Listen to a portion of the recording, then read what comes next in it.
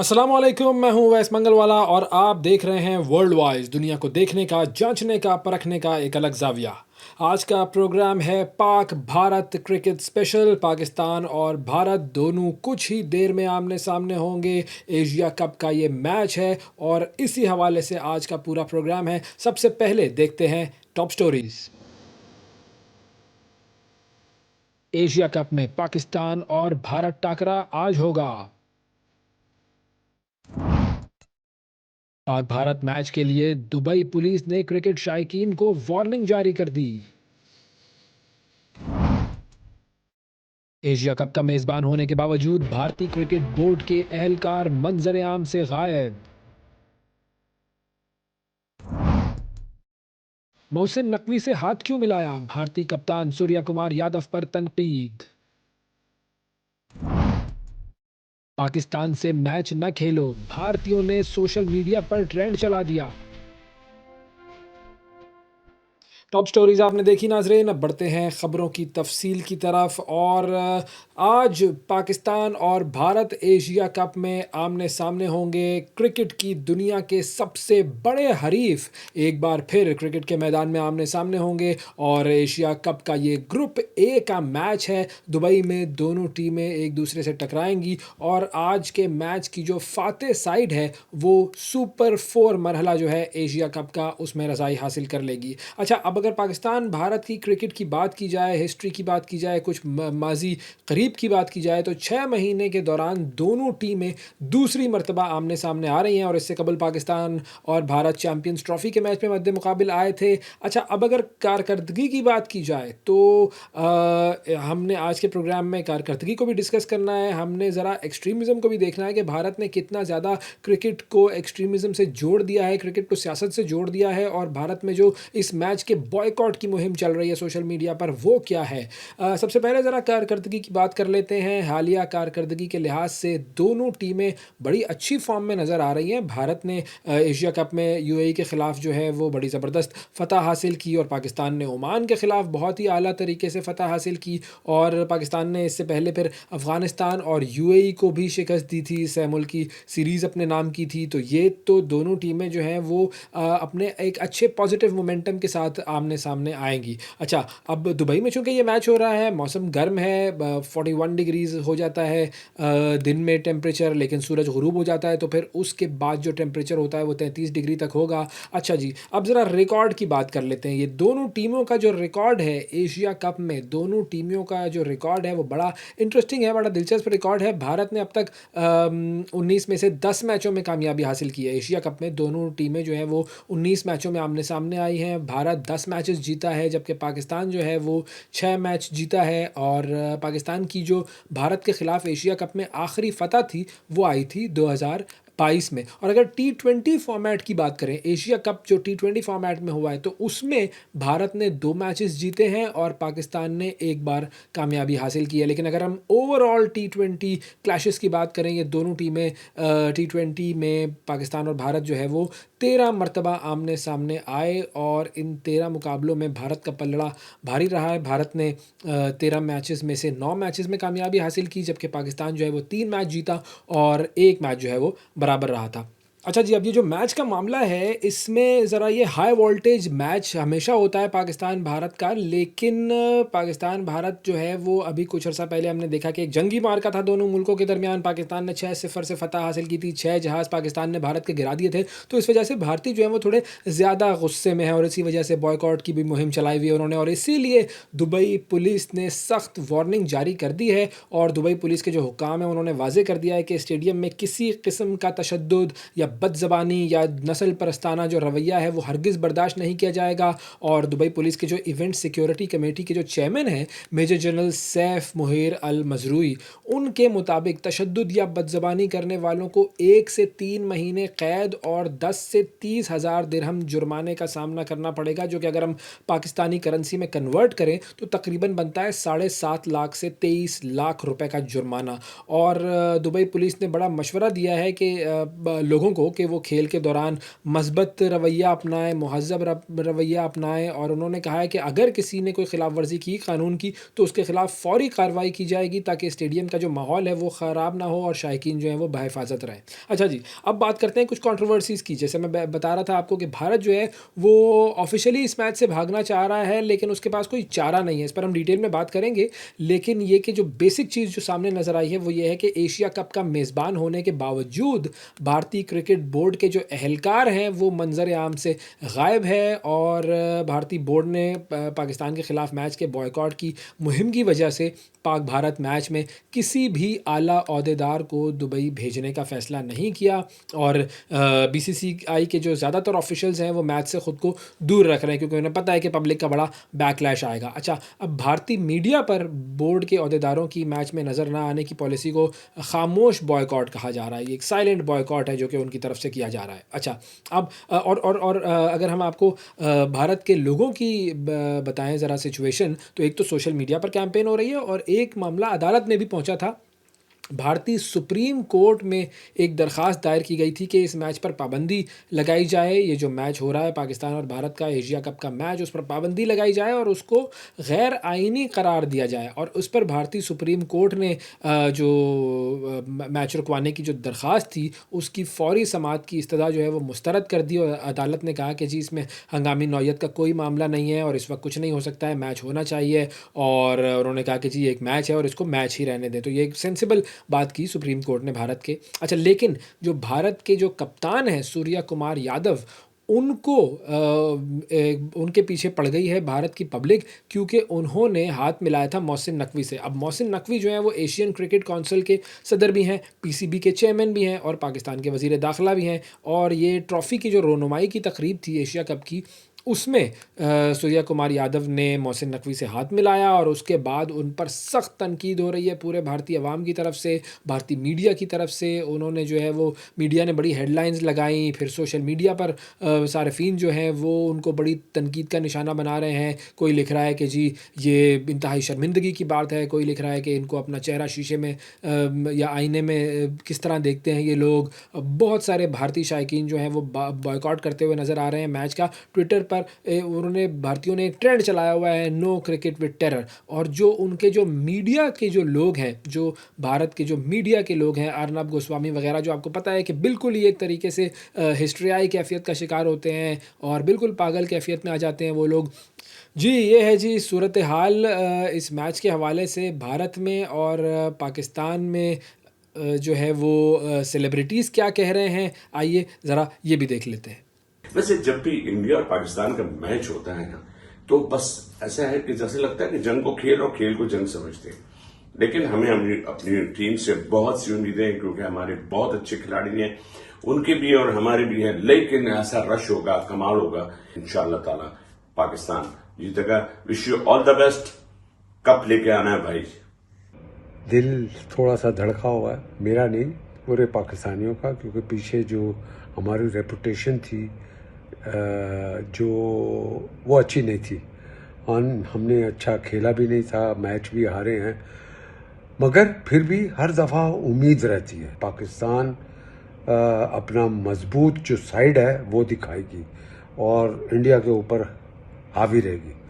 और हम सब की दुआ है कि अल्लाह ताला पाकिस्तान को जितवाए। सेलिब्रिटीज़ के भी मैसेजेस आपने देख लिए जी। पाकिस्तान बमुकाबला भारत, क्रिकेट को क्रिकेट ही रहना चाहिए, क्रिकेट में सियासत नहीं आनी चाहिए, लेकिन भारतीय जो क्रिकेट है उसमें तासुब आ चुका है, उसमें इंतहा पसंदी आ चुकी है। अब इस पूरे मामले पर ज़रा गुफ्तगू करेंगे आज।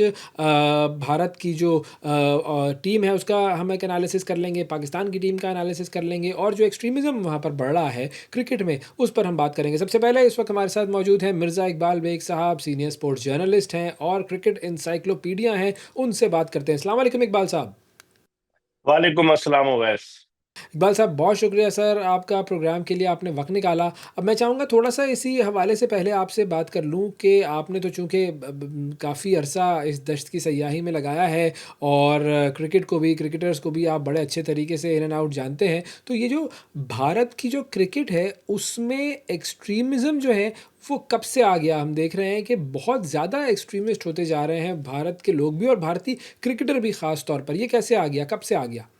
देखिए, अगर वो है हकीकत की निगाह से देखा जाए तो 2014 के बाद से एक्सट्रीमिज्म ज्यादा आ गया, जब से नरेंद्र मोदी की हुकूमत आई है भारतीय जनता पार्टी की। वरना इससे पहले जब कांग्रेस की हुकूमत थी तो ऐसा नहीं था, इतना एक्सट्रीम पे नहीं जाते थे। और पाकिस्तान और भारत के दरमियान ताल्लुकात बीच में कशीदा रहे। भारतीय टीम 78 में पाकिस्तान के दौरे पर आई, और आखिरी मरतबा जो पाकिस्तानी क्रिकेट टीम ने टेस्ट सीरीज खेलने के लिए भारत का दौरा किया था, मैंने उस दौरे को कवर किया था। लेकिन फिर उसके बाद 2012-13 में जब जक्का अशरफ पीसीबी के चेयरमैन थे तो Pakistani team white ball cricket खेलने के लिए भारत गई थी। लेकिन अब इतना ज्यादा एक्सट्रीमिज्म आ गया है, जो भारत के इंटरनल पॉलिटिक्स है, जिस तरह से इंतहा पसंद हिंदुओं का जो रवैया है, उसको देखते हुए अब वो क्रिकेट को एज अ टूल इस्तेमाल कर रही है मोदी गवर्नमेंट। कि क्रिकेट से जो है ना लोगों के जज्बात को मुश्तइल किया जाता है और क्रिकेट के जरिए पाकिस्तान के खिलाफ नफरत फैलाई जाती है। अब आप देखें, मैं तो हैरान हो गया, भारतीय पार्लियामेंट में उनके जो रुकन है ओवैसी साहब, जिनका ताल्लुक हैदराबाद दक्कन से है, वो भी ये कह रहे थे, उनकी तकरीर देख रहा था, कि जनाब अली, भारत को पाकिस्तान के साथ क्रिकेट के ताल्लुकात खत्म कर देने चाहिए। तो इसका मतलब ये हुआ कि वो सारे एक पेज पर जमा हो गए। सबकी एक ही इंटेंशन है कि किसी तरीके से पाकिस्तान को जो है वो नीचा दिखाया जाए और ताल्लुकात। लेकिन अब चूंकि भारत को ये दरअसल यहाँ पर भारतीय गवर्नमेंट एक मुश्किल में फंस गई, क्योंकि भारत जो है वो बिड करने जा रहा है कॉमनवेल्थ गेम्स की, और भारत 2036 के ओलंपिक गेम्स की बिड करने जा रहा है। अगर वो यहाँ नहीं जाता, बॉयकॉट करता है किसी इंटरनेशनल इवेंट का, तो उसके असरात मुरतब होंगे। जो कमेटियां हैं जो कि मेजबानी देंगी, वो भारत को उससे एक्सक्लूड कर सकती हैं। तो उन्होंने ये कहा है कि जनाब, जो मल्टीनेशनल टूर्नामेंट होंगे जिसमें एक से ज्यादा टीमें शरीक होंगी, वहां भारत खेलेगा। लेकिन जहर अभी भी उगला जा रहा है, और भारतीय मीडिया जिस तरीके से जहर उगल रहा है, और ये कहा जा रहा है कि हम बॉयकॉट करेंगे, हम कवर नहीं करेंगे। लोगों को भी ये कहा जा रहा है कि आप मैच मत देखें, आप इंग्लैंड और साउथ अफ्रीका का मैच देखें। मतलब बच्चों वाली हरकतें। मेरे ख्याल में ये एक्सट्रीमिज्म नहीं तो और क्या है, इसको और क्या कहेंगे आप? अच्छा, कुछ खिलाड़ी ऐसे हैं जो कि बहुत ज़्यादा एक्सट्रीमिस्ट किस्म के बयान देते हैं, जैसे इरफान पठान है या शिखर धवन वगैरह हैं। ये लोग बहुत ज़्यादा एक्सट्रीमिस्ट बयानात देते हैं पाकिस्तान के खिलाफ, और जो वेटरन्स का एक कप हो रहा था, उन्होंने इस मैच को उसको बॉयकॉट कर दिया था। और इतना ज़्यादा इनके अंदर तअस्सुब भरा भरा हुआ है। तो क्या ये पहले भी इतने मुतअस्सिब थे, या फिर ये अब ज़्यादा हो गए हैं? मेरे ख्याल में ये मोदी गवर्नमेंट के आने के बाद वो शाह से ज्यादा शाह के वफादार बनने की कोशिश कर रहे हैं, क्योंकि आपको पता है जय शाह आईसीसी के चेयरमैन है, अमित शाह के बेटे हैं जो वजीर दाखिला हैं भारत के। तो ये सारे अपनी हमदर्दियां, अब आप गौतम गंभीर को देख लें, वो भी रुकने पार्लियामेंट रहे हैं बीजेपी की जानिब से। और भी हरभजन सिंह भी जहर उगल रहे हैं, कपिल देव ने भी कह दिया है कि जी नहीं खेलना चाहिए। तो ये एक्सट्रीमिज्म और ज्यादा इसलिए आया है कि हुकूमत की जो है सिंपथीज गेन की जाए कि ये हमारा बड़ा वफादार है। गालिबन इसकी एक वजह ये भी है। अच्छा इकबाल साहब, अब ज़रा बात कर लेते हैं पाकिस्तान की परफॉर्मेंस के हवाले से। पहला मैच खेला पाकिस्तान ने ओमान के ख़िलाफ़, बड़ी ज़बरदस्त फ़तह हासिल की। गो के ज़ाहिर है मतलब ओमान की टीम पाकिस्तान की टीम के आगे कुछ भी नहीं है, बहुत ही वीक टीम है, बहुत ही जूनियर टीम है। लेकिन पाकिस्तान ने फिर भी बड़ी अच्छी कारकर्दगी का मुज़ाहरा किया। तो आप कितना ज़्यादा मुतमईन हैं पाकिस्तान की इस परफॉर्मेंस से? देखिए ओवैस, अगर ग्राउंड रियलिटी की बुनियाद पर बात की जाए, बीइंग अ पाकिस्तानी, मैं तो बड़ा खुश हूं कि 93 रन से हरा दिया। लेकिन जो खामियां नजर आई हैं पाकिस्तान और भारत का, अगर आप कंपैरिजन करें, पाकिस्तान की बैटिंग बड़ी कमजोर नजर आई है। पाकिस्तान के टॉप ऑर्डर बैट्समैन जो है वो नाकाम रहे पहली गेंद पर। अब आप देखें साइम अयूब जिस तरीके से स्ट्रोक खेलते हुए आउट हुए, और वो कहते हैं ना, कौवा चला हंस की चाल अपनी भूल गया। तो साइम अयूब तो बुनियादी तौर पर बैट्समैन है, उन्हें ऑलराउंडर बना दिया है, वो बॉलिंग करने लग जाते हैं। तो जिसकी वजह से वो अपनी की तवज्जो जो है अपनी बैटिंग पर से हट रही है। पाकिस्तान के 4-5 टॉप ऑर्डर बैट्समैन जो है वो उस तरह से परफॉर्म नहीं कर रहे, और उसकी बुनियादी वजह यही है कि बैटिंग ऑर्डर को शफल किया जा रहा है। अब आप देखें, जो उसके खिलाफ, ओमान के खिलाफ मैच हुआ, उसमें आपने मोहम्मद हारिस को ऊपर भेज दिया। आपने इनिंग्स तो ओपन कराई, साहबजादा फरहान और साइम अयूब से, फखर रहमान जो वन डाउन आ रहे थे वो चौथे पे आ गए, फिर जो चौथे पे आते थे आपके हसन नवाज वो छठे पे चले गए, सलमान अली आगा पांचवे पे आ गए। तो बैटिंग ऑर्डर को आप शफल कर रहे हैं, सेटल नहीं हो पा रहा। और ओमान के मुकाबले में भारत की टीम खासी मजबूत है। वो तो ओमान के फील्डर से आमिर कलीम से कैच छूट गया उसी ओवर में, साहबजादा फरहान का जो 85 रन की पार्टनरशिप हुई साहबजादा फरहान और हारिस के दरमियान, उसकी वजह से पाकिस्तान वापस आया। तो पाकिस्तान को अपनी खामियों पर तवज्जो देनी होगी। भारतीय टीम ज्यादा तजुर्बाकार है, ज्यादा मजबूत है, उनके बॉलर ज्यादा एक्सपीरियंस हैं, आईपीएल में खेलते हैं, इंटरनेशनल लेवल पर खेलते हैं। तो मैं समझता हूँ कि पाकिस्तान अपनी खामियों पर तवज्जो दे, बैटिंग ऑर्डर को सही करे। बॉलिंग तो निस्बतन बेहतर है पाकिस्तान की, लेकिन वो पाकिस्तान जो एक जमाने में फास्ट बॉलिंग के जरिए दुनिया भर के लिए मुश्किलात पैदा करता था, अब उस टीम में सिर्फ एक ही जेन्युइन फास्ट बॉलर है, शाहीन शाह अफरीदी। तो कहाँ गए फास्ट बॉलर जो इतने? नसीम शाह टीम से ड्रॉप है, हारिस रऊफ को खिला नहीं रहे। तो बहुत सारे प्रॉब्लम तो हैं, लेकिन एक जज्बा, एक जोश होता है भारत के खिलाफ। और पाकिस्तानी टीम के बारे में वैस कहा जाता है अनप्रिडिक्टेबल टीम है। जिस तरह से 66 रन पर इन्होंने ट्राई नेशन सीरीज के फाइनल में अफगानिस्तान को आउट किया, लोग समझ रहे थे बड़ा कांटे का मुकाबला होगा, तो कुछ भी आप इनसे तवक्को कर सकते हैं। अच्छा, इकबाल साहब ये बताइएगा कि बाबर आज़म का और मोहम्मद रिजवान का टीम में ना होना, ये टीम पर किस तरह का असर डाल रहा है? देखिए, बाबर को तो मुझे लगता है कि जाती अना की भेंट चढ़ा दिया गया है। कुछ लोग सिलेक्शन कमेटी में ऐसे जो बाबर को पसंद नहीं करते, और माइक हैसन भी उनकी हाँ में हाँ मिला रहे हैं, क्योंकि वो कोचिंग के लिए आए हैं, 2 साल का कॉन्ट्रैक्ट है, डॉलर्स उन्हें मिल रहे हैं। तो वो कहते हैं कि मैं बोर्ड की पॉलिसी टो करूं। हालांकि बाबर जैसा बैट्समैन पाकिस्तान में आप देखें, 2015 में उसने डेब्यू किया था, मई 2015 में अपना वनडे डेब्यू मैंने कवर किया था गद्दाफी स्टेडियम लाहौर में वर्सेस जिम्बाब्वे। उसके बाद से 10 साल में आप मुझे बताएं कौन सा सुपरस्टार आया है पाकिस्तान के पास? शाहीन शाह अफरीदी आए 2018 में, लेकिन उनकी परफॉर्मेंस में अप्स एंड डाउन से।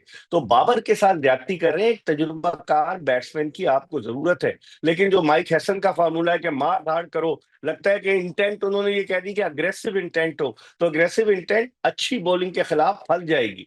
लेकिन बाबर के साथ ज्यादती है। रिजवान भी जो है उन्होंने कैरेबियन प्रीमियर लीग में रन स्कोर किए, अब रिजवान भी बाहर है। हारिस को बहुत ज्यादा प्रमोट किया जा रहा है, 10-11 इनिंग्स में नाकामी के बाद उनको जो है कल वन डाउन भेजा गया और उन्होंने रन्स कर दिए। एक मैच में रन्स करने से और जिस अंदाज से उन्होंने रन्स किए हैं कि निकल निकल के मार रहे हैं, अच्छी बॉलिंग के खिलाफ वो फंस जाएंगे। तो मेरे ख्याल में बाबर और रिजवान जैसे तजुर्बाकार खिलाड़ियों की कमी हमें शिद्दत से महसूस होगी। इकबाल साहब, ये बताइएगा, इंडियन टीम है उसके हवाले से बात कर लेते हैं। आपका तजर्बा क्या कहता है, आपका एनालिसिस क्या कहता है? इंडिया के कौन-कौन से खिलाड़ी ऐसे हैं जो कि आज पाकिस्तान के मैच में पाकिस्तान के ख़िलाफ़ जो हैं वो ज़रा अच्छी कारकर्दगी का मुज़ाहरा कर सकते हैं? वो जो प्लेयर्स टू वॉच होते हैं, वो कौन से हैं इंडिया के? देखिए, वैसे अगर देखें आप, पाकिस्तान और इंडिया का जब भी मुकाबला हुआ बड़ा सख्त हुआ है, लेकिन इस मर्तबा वो विराट कोहली जो हमेशा फंस के पाकिस्तान के खिलाफ बैटिंग करता था, मैन ऑफ क्राइसिस था, वो टीम में नहीं है। रोहित शर्मा टीम में नहीं है, लेकिन उनके पास इतना टैलेंट है कि आप देखें, सूर्या कुमार यादव उनके कप्तान है, शुभमन गिल, शिवम दुबे बड़े जबरदस्त बैट्समैन है, अभिषेक नायर उनके ओपनर है, और उसके अलावा सैमसन वो भी बड़े जबरदस्त है। उनकी टीम बड़ी तगड़ी है। फिर बॉलिंग में आप देखें, जसप्रीत बुमराह है, हार्दिक पांड्या है। हार्दिक पांड्या जब मैच खेलते हैं तो आपने देखा होगा कि उनके हाथ में जो घड़ी होती है वो 20 करोड़ रुपए उसकी भारतीय करेंसी में मालियत है, पाकिस्तानी तकरीबन 60 करोड़ रुपए की घड़ी है। और वो घड़ी दुनिया के 50 लोगों के लिए बनाई गई थी, सबसे पहले राफेल नडाल के लिए बनाई गई, जो टेनिस प्लेयर है। तो अब, और हार्दिक पांड्या हमेशा पाकिस्तान के खिलाफ करते हैं। फिर उनकी बॉलिंग में कुलदीप यादव हैं, फिर उनके अलावा वरुण चक्रवर्ती है जो अमरार की तरह मिस्ट्री बॉलर है, फिर अक्षर पटेल है। तो उनकी बॉलिंग, उनकी बैटिंग काफी मजबूत नहीं। ये अलग बात है वो कलेक्ट कर जाए।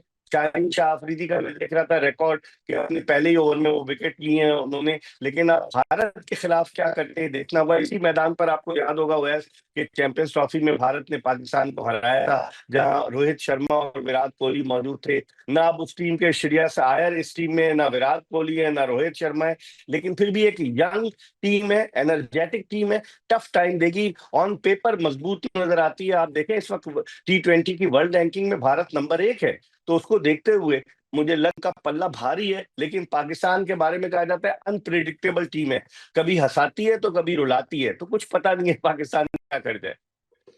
अच्छा, ये आपने बड़ी इंटरेस्टिंग बात की कि भारत की जो टीम है वो नंबर वन टीम है, यंग टीम है लेकिन फिर भी नंबर वन टीम है। और हम ये देखते हैं कि वो बड़ा अच्छी परफॉर्मेंस के साथ जो है वो मैदान में उतरते हैं, बड़े कॉन्फिडेंस के साथ मैदान में उतरते हैं, बड़ा अच्छा गेम खेल रहे होते हैं। तो और पाकिस्तान की अगर हम बात करें तो पाकिस्तान में भी यंगस्टर्स हैं, लेकिन पाकिस्तान के यंगस्टर्स का मामला ये है कि वो स्टार तो बन जाते हैं, सुपरस्टार नहीं बन पाते, या कुछ ऐसा होता है कि जिसकी वजह से उनकी जो ग्रोथ है वो शायद रुक जाती है। वो इंडिया की टीम ऐसा क्या कर रही है, इंडिया का बोर्ड ऐसा क्या कर रहा है, क्यों उनकी जो यंग टीम है वो नंबर वन हो चुकी है और नंबर वन के तौर पर अच्छी कारकर्दगी दे रही है, क्या वजह है? एक तो कंसिस्टेंसी, मुस्तकिल मिजाजी की कमी है पाकिस्तान में। जिस तरीके से खिलाड़ी आते हैं चले जाते हैं, हमने आप देखे पिछले बरस कितने खिलाड़ी हमने आजमाए जो आए और चले गए। तो बहुत सारी चीजें हैं। और फिर वो लोग रेगुलर क्रिकेट खेलते हैं, फिर उनके यहाँ आईपीएल है जो दुनिया भर की नंबर वन लीग है। तो आईपीएल की वजह से भी, और दुनिया भर के टॉप के क्रिकेटर्स जो है वो आईपीएल में खेलते हैं, जिसकी वजह से उन खिलाड़ियों को उनके साथ खेलकर अपनी सलाहियतों को निखारने का मौका मिलता है। तो उसकी मेन रीजन यही है। और फिर माशी तौर पर बड़े वो जिसे कहना चाहिए कि खुशहाल है भारतीय क्रिकेटर्स के, उनको इतने पैसे मिलते हैं। जो पाकिस्तानी क्रिकेटर्स तो रोते रहते हैं कि हमें पैसे नहीं मिलते, लेकिन बहुत सारे फैक्टर हैं जिसकी वजह से टैलेंट बहुत ज्यादा है। फिर आप देखें 1.25 अरब की आबादी का मुल्क है, हर सूबे में उनके जो है वो क्रिकेट ही क्रिकेट है। तो मेरे ख्याल में उसकी बुनियादी वजह यही है आईपीएल। और फिर उसके अलावा बुनियादी वजह ये भी है कि उनके खिलाड़ियों को पैसे अच्छे मिलते हैं और दुनिया के टॉप क्रिकेटर्स के साथ खेलते हैं, जिसकी वजह से उनकी परफॉर्मेंस और बेहतर होती है। अच्छा, अगर हम पाकिस्तान की टीम की बात करें तो पाकिस्तान के आज के मैच के हिसाब से जो प्लेयर्स टू वॉच हैं वो कौन से होंगे, कौन से प्लेयर्स भारत के लिए खतरनाक साबित हो सकते हैं आज के मैच में? देखिए, हमारी अगर स्ट्रेंथ की आप बात करें, एक तो फखर जमान मोस्ट सीजन कैंपेनर, सबसे तजुर्बाकार खिलाड़ी, रन स्कोर कर रहा है, उस पर सबकी नजरें होंगी। एक तो फखर जमान हमारे लिए बड़ा इंपॉर्टेंट है। दूसरे, जिस तरह की परफॉर्मेंस मोहम्मद नवाज ने दी है, ऑलराउंड कारकर्दगी, वो दो इंपॉर्टेंट प्लेयर्स हैं। फिर डिपेंड करता है, मोहम्मद हारिस ने कल जिस तरह से बैटिंग की, वो लग रहा था कि निकल निकल के मार रहा है। बॉलिंग ना तजुर्बाकार थी, कमजोर थी। भारतीय टीम होमवर्क करके आएगी कि मोहम्मद हारिस, क्योंकि वो सर्किल का फायदा उठाने की कोशिश करते हैं, वन डाउन आया तो भारतीय टीम उस पर नजर रखेगी। उसके अलावा अगर आप परफॉर्मेंस वाइज देखें, शाहीन शाह अफरीदी से बात वाबस्ता है हमेशा। यही आपको याद होगा 2021 में उन्होंने एक ही ओवर में जो 2 विकेटें हासिल की थी, सूर्या कुमार यादव की और रोहित शर्मा की, तो वहीं से वो हीरो बने। तो अब यही 2-3 प्लेयर्स ऐसे हैं कि जिनसे बहुत तवक्कुआत वाबस्ता है। कप्तान सलमान अली आगा ने पहले ही मैच में ट्राई नेशन के रन्स किए थे, उसके बाद रन्स ही नहीं हो। उनके अलावा साइम अयूब बॉलिंग बजाय बैटिंग की तरफ ध्यान देने के, साहबजादा फरहान छोटी छोटी इनिंग्स खेल रहे हैं, इतने इफेक्टिव साबित नहीं हो रहे। हसन नवाज जो इतने अच्छे बैट्समैन है, पीएसएल में अच्छी परफॉर्मेंस दी, उनका नंबर बदल के वो भी इतने मुतासिर कुन कारकर्दगी नहीं पेश कर रहे। तो ये लम्हा फिक्रिया है। फिर सुफियान मुकीम जो मिस्ट्री स्पिनर है, और अबरार, ये दोनों क्या करते हैं देखना होगा, क्योंकि भारतीय क्रिकेटर जो है वो स्पिनर्स को बहुत अच्छा खेलते हैं। लेकिन अब हमारी बैटिंग और उनकी बॉलिंग के दरमियान मुकाबला होगा असल तो, क्योंकि हमारी बैटिंग वल्नरेबल है। अच्छा, एक और मैं आपसे सवाल करना चाह रहा था, वो पाकिस्तान वर्सेस ओमान की जब बात हो रही थी, तो मुझे याद आया कि पाकिस्तान का एक खिलाड़ी है, मतलब पाकिस्तानी एक खिलाड़ी जो कि कराची में खेलता था और वो ओमान की टीम का खिलाड़ी है, वो आमिर कलीम उसका नाम है। उसने ओमान की तरफ से खेला है वो पाकिस्तानी लेकिन ओमान की तरफ से खेल रहा है। तो इस तरह के भी वाक़यात पाकिस्तान में बहुत होते हैं। देखिए, ये कराची में क्रिकेट खेलता था, कराची जोन 4 उसका एक क्लब था, यंगस्टर जिमखाना, ये उससे खेलता था यहाँ पर। तो वो नौकरी की तलाश में चला गया ओमान, और वहां जाकर वो ओमान की टीम में सेलेक्ट हो गया। अब आप देखें 43 ईयर्स की एज में T20 क्रिकेट में के 2 खिलाड़ी खेले 43 के, लेकिन सबसे ज्यादा उम्र रसीदा यही थे, आमिर कलीम। तो आमिर कलीम को जब, यहाँ बहुत सारे ऐसे क्रिकेटर हैं ओएस जिनको मौके नहीं मिले, चले गए। समी असलम की मिसाल आपके सामने, टेस्ट और में उन्होंने इंटरनेशनल क्रिकेट में पाकिस्तान को रिप्रेजेंट किया, वो अमेरिका चले गए। हम्माद आजम जो T20 वर्ल्ड कप में थे 2010 के, वो अमेरिका चले गए। रमीज राजा जूनियर, बेशुमार क्रिकेटर्स। हमारे पाकिस्तान में क्या टैलेंट की कदर नहीं है, जिसकी कोई जान पहचान है, जिसको के ज्यादा कोच और सिलेक्शन कमेटी और कप्तान जिसको ज्यादा पसंद करते हैं, उसी की गुड्डी चढ़ती है, जिसे पिया चाहे वही सुहागन वाली बात है यहाँ पाकिस्तान में। तो यही वजह है कि आमिर कलीम जो था वो चला गया। अब उसने अपने, हालांकि वो बैटिंग अच्छी कर रहा था, 10-12 रन किए उसने, शाहीन आफरीदी को छक्का भी लगा दिया था कल। लेकिन क्या हुआ कि वो जो है वो आउट हो गया, और उससे इम्प्रेशन तो यही दिया कि भाई मुझे आप उसे 3 विकेटें भी ली, कि मेरे साथ अगर इंसाफ होता तो शायद मैं आज पाकिस्तान की सब कैप अपने सर पर सजाता। बिल्कुल सही। अच्छा सर, मैं चाहूँगा कि फाइनली आपसे आखिर में वो प्रेडिक्शन होती है ना, वो ले लूँ ज़रा परसेंटेज में, अगर आप बता सकें कि भाई किसका पलड़ा कितना भारी आपको नज़र आता है आज के मैच के हवाले से, परसेंटेज वाइज विनिंग जो है वो आपके ख्याल में किसकी तरफ जो है वो जीत जाएगी, क्या ख्याल है? देखिए, बीइंग अ पाकिस्तानी, मेरी तो ख्वाहिश है पाकिस्तान जीते, लेकिन हमें ग्राउंड रियलिटी को नजरअंदाज नहीं करना। 50% इंडिया के लिए, 40% पाकिस्तान के लिए, लेकिन इस बात को ध्यान में रखें कि ये टीम ऐसी टीम है, अनप्रिडिक्टेबल, किसी भी दिन कुछ भी कर सकती है। अब देखिए, अल्लाह करे है जो कि लोग तवक्को कर रहे हैं कि भारत फेवरेट है, उन तमाम।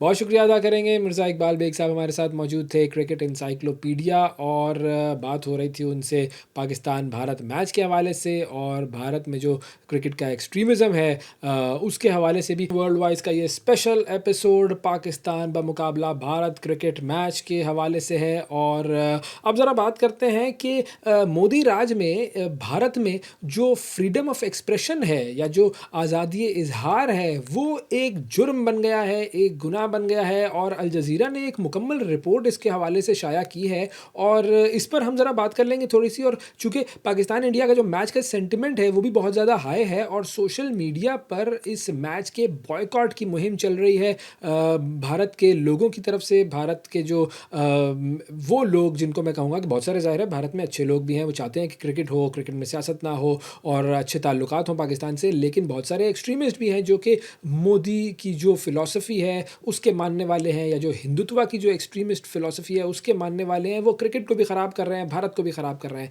राजा फैसल हमारे साथ मौजूद हैं, सीनियर एनालिस्ट हैं, पाक भारत मामलात पर गहरी नज़र रखते हैं, उनसे बात करते हैं। अस्सलाम वालेकुम। वालेकुम सलाम। फैसल साहब, सबसे पहले तो मैं ये चाहूँगा कि थोड़ा सा आप मुझे ये बताइए, हमारे नाज़रीन को ये बताइए कि भारत में सोशल मीडिया पर जो ओपिनियन है उसको हुकूमत किस तरीके से कंट्रोल कर रही है, भारत की हुकूमत?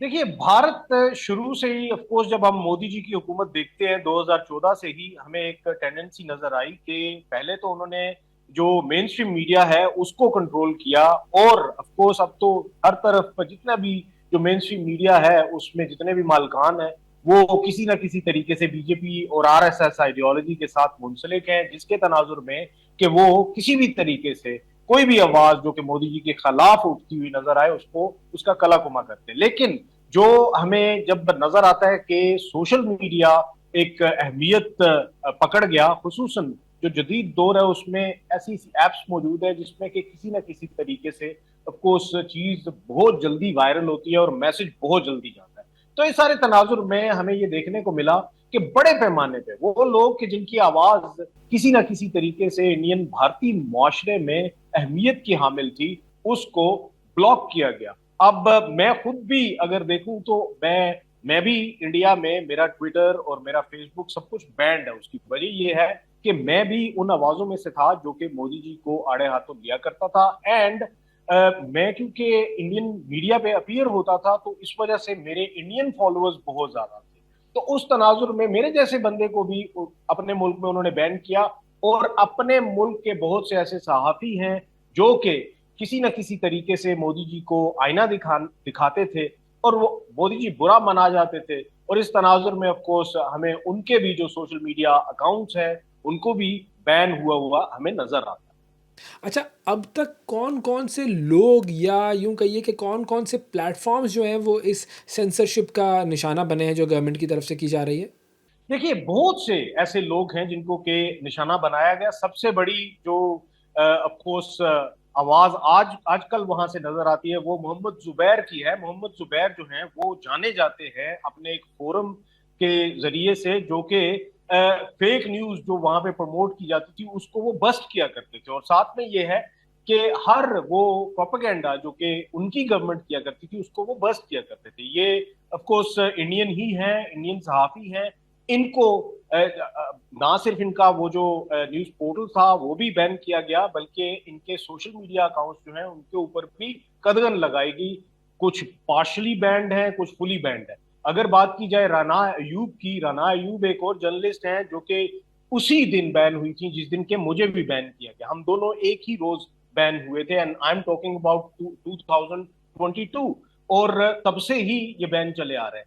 लेकिन जो सबसे इंपॉर्टेंट बैन था वो दी वायर का था, जो कि पहले भी एक दो दफा बैन हो चुका था। अब तो मई 2025 की वॉर के बाद उसको फौरन से बैन कर दिया गया। उसकी वजह यह है कि वो सच पे मबनी वीडियोस कर रहे थे, वो सच पे मबनी वहां पे रिपोर्टिंग कर रहे थे, इसलिए उनको बैन कर दिया।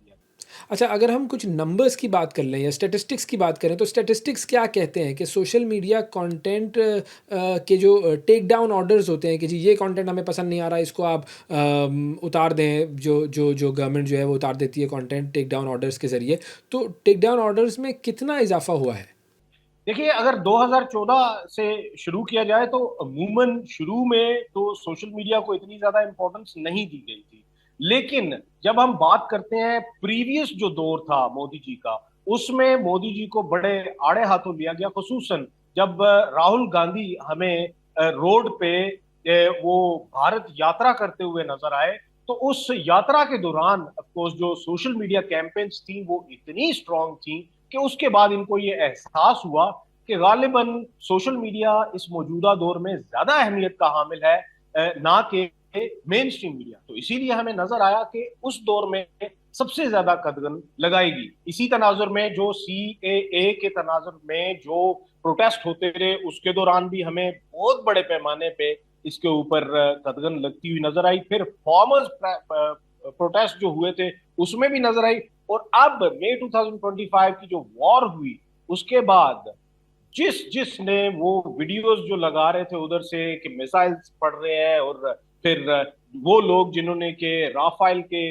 वो जो फ्यूसलाज थे उनकी फुटेजेस लगानी शुरू कर दी थी, सबके सबको बैन कर दिया गया। और यहाँ सबसे इंपॉर्टेंट बात यह है कि ना सिर्फ ये पावर्स सेंटर इस्तेमाल कर रहा है, बल्कि वो हर एक स्टेट में जो स्टेट हेड्स हैं वो भी इस्तेमाल कर रहे हैं, और फिर नीचे डिस्ट्रिक्ट लेवल तक उसकी जो एप्लीकेशन है उसको वो उन्होंने इम्प्लीमेंट किया हुआ है। और इसके तनाजुर में एक गली मोहल्ले में भी अगर कोई अहमियत रखने वाला बंदा कुछ भी करने जा रहा हो तो उसको भी बैन किया जा सकता है।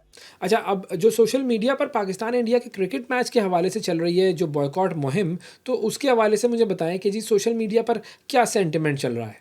देखिए, दो किस्म के सेंटिमेंट्स होते हैं। एक तो वो जो कि कुछ समझदार लोग होते हैं जो कि क्रिकेट को सिर्फ क्रिकेट के तौर पे ही देखते हैं, और क्रिकेट को एक बैकडोर डिप्लोमेसी के तरीके से भी उसको देखते हैं, और वो इसको पॉजिटिव लेते हैं। लेकिन जो अमूमी सोच नजर आती है भारत की तरफ से, और जो अमूमी हमें वो जो गैंग्स, जो साइबर गैंग्स बैठे हुए उस तरफ से नजर आते हैं, उनकी हमेशा से यही कोशिश रहती है कि किसी तरीके से दोनों देशों में एक नफरत की फजा रहे, और वो क्रिकेट को भी बदकिस्मती से नफरत की फजा के तौर पे ही इस्तेमाल करते हैं। ओवरऑल अगर देखा जाए तो जो भारतीय नागरिक, ओवरऑल जो नागरिक हैं, वो ऑफकोर्स क्रिकेट को क्रिकेट के तौर पे ही लेते हैं। अगर आप मुझसे पूछते हैं तो मैं हमेशा से इस चीज का कायल रहा हूं कि हर वो प्लेयर, वो भले इंडिया का प्लेयर हो, अगर वो अच्छा खेलता है तो उसकी तारीफ बनती है, और मैंने बारहा तारीफ की भी है। पाकिस्तानी प्लेयर्स की भी उतनी ही तारीफ जितनी के भारतीय प्लेयर्स की तारीफ। लेकिन एक नफरत का एलिमेंट हमें भारत की तरफ से नजर आता है। उसकी शायद वजह यह है कि वो हर एक चीज जिसमें किसी ना किसी तरीके से पाकिस्तान उभरता हुआ नजर आए, वो उनको पसंद नहीं। उसकी वजह यह है कि वो साला साल से उनके दिल में जो पाकिस्तान के लिए नफरत डाली गई है, वो ऑफकोर्स किसी भी तरीके से जाने को तैयार नहीं। अच्छा, मैं पहले मिर्ज़ा इकबाल बेग साहब से भी यही बात कर रहा था कि इंडिया के प्लेयर्स ने जो वेटरन्स क्रिकेटर्स का मैच था वो नहीं खेला, बॉयकॉट किया। अब ये मैच खेलने पर जो है वो इंडिया फिर क्यों राज़ी हो गया, कैसे राज़ी हो गया? देखिए, उनको आदत है थूक के चाटने की। वहां पे हमने देखा कि ये उस वक्त ताजा ताजा मई 2025 वॉर हुई थी, उसमें उनको मुंह की खानी पड़ी थी, और उनको राफेल देने पड़े थे, MiG-29, मिराज, फिर मिराज 2000, Su-30, ये सब कुछ देना पड़ा था, और इनको भागना पड़ा था ऑफकोर्स वॉशिंगटन में अपनी जान बचाने के लिए, और उनसे कहना पड़ा था कि हमारी इनसे जान छुड़वाएं। उस तनाजुर में ऑफकोर्स उस वक्त ताजी ताजी ठेस लगी थी, तो इनको ये नजर आया कि हम नहीं खेलना चाहते। उसकी वजह यह है कि इनकी नजर में उस वक्त भी सिंदूर 2 जारी था।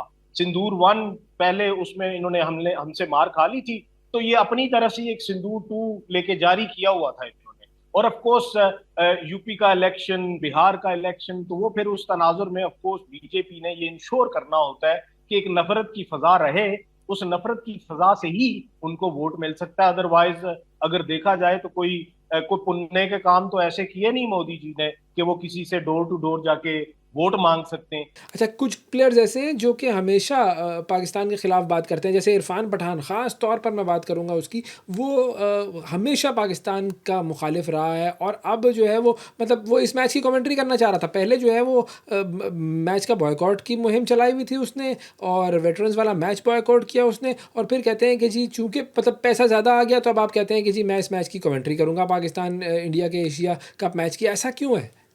इरफान पठान जैसे जो लोग हैं, इनको तो मौका चाहिए होता है कि वो किसी तरीके से पुल बैक कर लें। कायद आजम ने क्या खूब कहा था कि वो मुसलमान जो कि भारत में पीछे रह जाएंगे, वो पूरी जिंदगी वो एक ही चीज साबित करने में लगे रहेंगे कि हम बड़े ऑफ कोर्स देशभक्त हैं, और बाकी कोई होगा तो वो देशद्रोही होगा। हम बड़े देशभक्त हैं। सो उनको अपनी देशभक्ति साबित करने के लिए ये इस तरह के टोटके करने पड़ते हैं, ये इरफान पठान जैसे लोगों को, जो कि इनको भी बहुत अच्छे तरीके से पता है कि अपनी जो क्रेडिबिलिटी है वो ऑफ कोर्स उसकी बिना पे कुछ कर नहीं सकते। इसी तरह की गिमिक्स करके तो वो अपनी वहां मुआशरे में कोई हैसियत बनाने के ऑफ कोर्स काबिल होते हैं। अदरवाइज जुहू जैसी जगह और वो जो नया मुंबई जैसी जगह है, वहां पे जो नई बिल्डिंग बनती है वहां पे बोर्ड उन्होंने बाहर लगा के रखा हुआ होता है कि आप भले एक्टर हैं, आप भले क्रिकेटर हैं, आप जो कोई भी हैं, आपको हमने फ्लैट नहीं देना अगर आप मुसलमान हैं। तो ये तो इनकी वहां पे इज्जत है। तो इसीलिए तो कायदे आजम बड़ा खूबसूरत कह के गए थे कि ये पूरी जिंदगी लगे रहेंगे, एड़ी चोटी का जोर लगा देंगे अपने आप को देशभक्त साबित कर। बहुत शुक्रिया अदा करेंगे। राजा फैसल साहब हमारे साथ मौजूद थे। पाक भारत मैच के हवाले से भी बात हुई, सोशल मीडिया पर एक्सट्रीमिज़म के हवाले से भी बात हुई। नाजरीन, आज के प्रोग्राम में इतना ही। आपसे अगले प्रोग्राम में फिर मुलाकात करेंगे। उस वक्त तक के लिए इजाज़त दीजिए। अल्लाह हाफ़िज़।